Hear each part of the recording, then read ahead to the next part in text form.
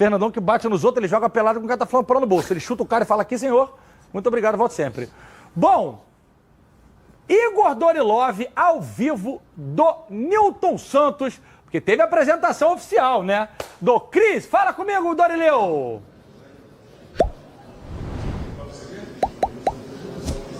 Fala, GV, boa tarde para você, boa tarde, Flávio, Fernandão, a todos que nos acompanham nos Donos da Bola. Acabou ainda agora aqui na sala de imprensa a apresentação do atacante Cris Ramos, espanhol de 28 anos e 1,93 m, que inclusive já estreou marcando 2 gols diante do Juventude no último domingo, em apenas 24 minutos em campo. E claro, uma das respostas dele, foi sobre essa estreia iluminada, sobre esse carinho também que ele vem recebendo da torcida. Vamos ouvir. Creo que fue un debut bastante especial, fue muy bonito y la gente que me tiene cariño pues me lo hizo transmitir y bueno, Instagram también, que algún que otro meme o vídeo visto bastante gracioso. Agradezco a la torcida todo el apoyo y el cariño que me han dado. Yo solo prometo que voy a darlo todo por este club para agradecerle el apoyo que me dan y nos dan cada partido. Bom, o Cris Ramos também falou sobre as características dele, sobre ser um atacante, um centroavante de origem, mas que também tem força, potência, velocidade para atacar as costas da defesa. E eu perguntei a ele sobre as comparações com o Júnior Santos. Desde o momento em que o Cris Ramos foi anunciado, a torcida começou a comentar que poderia ser um novo Júnior Santos. Ele disse que recebeu sim essas comparações e que realmente tem algumas semelhanças no estilo de jogo, mas que a dele mais é a posição de centroavante, já atua também como extremo, mas que costuma atuar mais como centroavante. Bom, tem gente chegando e pode também ter gente importante de saída. O Botafogo aceitou 2 propostas pelo meia Savarino no valor de 7 milhões de euros, cerca de 44 milhões de reais. Uma proposta veio do Al Rayyan do Catar, o time do Arthur Jorge, e a outra do Trabzonspor da Turquia. E agora, para o negócio sair, depende do sim do jogador e também da escolha do atleta por qual clube escolher. Devido ao imbróglio que vive a SAF alvinegra, a disputa judicial entre o Textor e a Eagle, o grupo Eagle na justiça, a incerteza sobre o futuro, o negócio seria considerado vantajoso financeiramente para o clube. Bom, para finalizar, o Botafogo ainda está de olho em possíveis reforços, lembrando que a janela fecha na próxima terça-feira e busca a contratação principalmente para 3 posições, a de volante, meia e ponta. E como o Botafogo vive um momento financeiro instável, a busca é por oportunidades de mercado, atletas que estejam em fim de contrato ou que não tenham um custo tão elevado. Volto com você, GV. Obrigado, Igor Dorileu. Me preocupa um cadinho esse negócio do Savarino embora, porque é um dos pilares do Botafogo, muito barato. 7 milhões de dólares, o Flamengo abre o porta-luva, pega o malote e compra. Canal Muito Botafogo de Futebol e Regatas informa meu amigo JP Fragoso em O Globo que o Glorioso aceitou propostas para vender Savarino ou para o Al Rayyan do Catar, time treinado por Arthur Jorge, ou para o Trabzonspor da Turquia. Neste vídeo, em mais um conteúdo robusto, pontos importantes a respeito do tema. E precisamos ter um norte para que as críticas sejam feitas de maneira equilibrada, para que entendamos realmente o que estamos vendo, o que está acontecendo hoje no Botafogo. Ainda não dá para entender tudo, muita coisa deverá acontecer daqui para frente, mas a gente precisa de uma definição. O clube não pode parar. A SAF foi implementada em meados de 2022, muitos jogadores chegando, o time melhorando, o Botafogo brigou por vaga até a última rodada na Libertadores, foi para a Sul-Americana, sabemos já tudo o que aconteceu no Brasileirão de 2023. Em 2024, muitos investimentos, título de Libertadores e Campeonato Brasileiro, com jogadores como Luiz Henrique e Thiago Almada. Claro, o Igor Jesus foi importantíssimo, mas o Botafogo trouxe dos Emirados Árabes sem pagar transferência. O próprio Savarino foi muito importante, veio por pouco mais de 12 milhões de reais lá da MLS, agora o Botafogo recebe a proposta de 44 milhões de reais. Se estivéssemos falando hoje de um clube linear, um clube como outros aqui no futebol brasileiro, falo sobre modelo de gestão, negócio, mercado rodando, grana entrando, grana saindo. Só que o Botafogo hoje vive um momento sui generis. E vou chegar daqui a pouco ao ponto. John Textor, há uns meses, disse que o Botafogo compraria bastante, mas venderia muito. Na verdade, ele disse lá em entrevista na França, quando falava sobre o Lyon, que o Botafogo venderia muito e compraria ainda mais. Primeiro que isso nem sempre vai dar certo, mas não é o ponto central deste vídeo. Galera, campeão da Libertadores, campeão brasileiro, elenco valorizado. E no início do ano, eu batia de frente, não só aqui no canal Fabiano Bandeira, mas até mesmo quando ainda ia como convidado, antes de ter sido contratado pela Placar, dizendo que o Botafogo era um clube em reformulação e que não havia desmanche, porque de fato jogadores que tinham sido importantes em outras temporadas viam os contratos encerrando, estavam envelhecendo. Se formos lembrar, e vem crítica daqui a pouco, calma, se formos lembrar, o Botafogo viu o Adrielson sair novamente, ele não se firmou na Europa, está no Oriente Médio mais uma vez. O Botafogo viu o Marçal ficar sem contrato, não foi para clube algum, felizmente voltou e está jogando muita bola. Saiu do Botafogo também o Tietê, que é o único titular absoluto dessa galera no Vasco,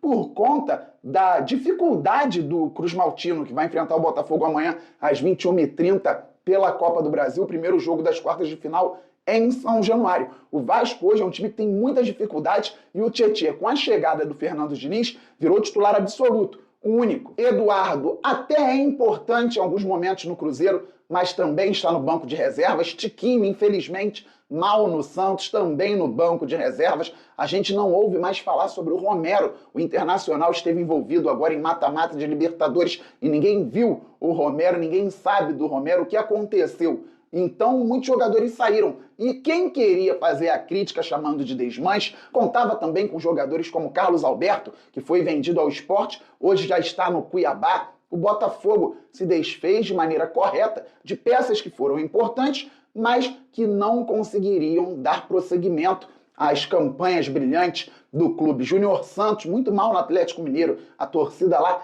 reclama demasiadamente de um jogador que foi importantíssimo recentemente no Botafogo. Tudo isso foi pensado, os jogadores saíram. O Botafogo no modelo de SAF, sendo gerido de forma empresarial, com acertos e erros. Só que o acionista majoritário do clube, John Textor, importante de forma positiva realmente em vários momentos, deu passos que talvez não pudesse ter dado e acabou se enrolando o Botafogo também. O tempo foi passando, o Botafogo não tinha convicção sobre treinador, a temporada foi correndo, ele dizia que a temporada começava em abril, se tivesse começado em abril, ótimo, o Botafogo hoje poderia ter um elenco equilibrado. E reclamávamos aqui, ainda pensando em um clube linear, com acertos e erros, sobre planejamento, sobre um zagueiro pela direita, um volante, um ponta, um centroavante, por aí vai. Só que o Botafogo continuou negociando jogadores. O Jair chegou e foi embora, mas o Pantaleão chegou jogando muito, só que o Botafogo precisaria de mais um, senão o zagueiro pela direita poderia se desgastar, como se desgastou, e ficou de fora de várias partidas. O Botafogo viu o Gregory, um pilar da equipe, sair. E isso começou a chamar muita atenção. Foi para o Al Rayyan, mas chegou imediatamente o Danilo. Ficamos felizes. Muito bom jogador, que já está dando conta do recado. Marca, sai para o jogo, tem qualidade técnica. Só que o recado também era para o mercado. Quem vier ao Botafogo pode levar um jogador, mesmo que o Glorioso reponha. Só que, em meio a tudo isso, o Botafogo está envolvido no imbróglio do Textor com a Eagle, com o Grupo Ares, com a Iconic, porque colocou o clube, o John Textor, como garantia para empréstimo, para comprar o Lyon. Então, estamos no meio de um grande problema. Hoje o Botafogo não é um clube linear e por isso que eu falo sobre o norte para as críticas, sobre o direcionamento. A crítica agora não é ao fato do Botafogo como um clube de futebol estar vendendo todo mundo e comprando e mudando o elenco. Não, a crítica agora é o que foi feito pelo John Textor para que o Botafogo chegasse ao ponto de ter que vender qualquer jogador por propostas que chegarem. O Botafogo ainda pode vender outros jogadores, não duvido. Por quê? Porque saiu da mesma bolha de clubes de futebol normais. Não estou falando sobre tradição, sobre o abstrato. Estou falando sobre o concreto, a comunidade do futebol. O Botafogo hoje é um clube diferente, porque primeiro que está no modelo de SAF, bacana, isso fez muito bem ao clube que saiu do associativo, mas com problemas sérios dentro da rede multiclubes e sendo disputado por empresas, por gente muito grande no mercado. E por isso o Botafogo está travado. É claro que o Botafogo hoje precisa de recurso. E eu não vou me surpreender se hoje, amanhã ou daqui a pouco sair uma notícia dando conta de que a venda do Savarino é para que o Botafogo, por exemplo, garanta salários pelos próximos meses, para que o Botafogo não atrase os vencimentos dos jogadores e funcionários. Creio que a qualquer momento esse tipo de informação possa aparecer na mídia, com fontes, com tudo, porque o Botafogo está se desfazendo de um jogador muito bom. Fabi, o Savarino não foi bem em 2025, concordo, tanto que até comentei com os meus amigos no jogo contra o Juventude. Pensávamos que o Botafogo poderia melhorar, conversávamos sobre mudança na estrutura tática, mudanças de peças, saída do Joaquim Correa, entrada de algum jogador, Montoro indo para dentro, e não falamos, só fomos perceber depois, na entrada do Savarino, porque ele não vem bem, o que não quer dizer que ele seja ruim. Jogador em uma fase, ainda mais acima da média, se recupera, então eu não gostaria de perder o Savarino,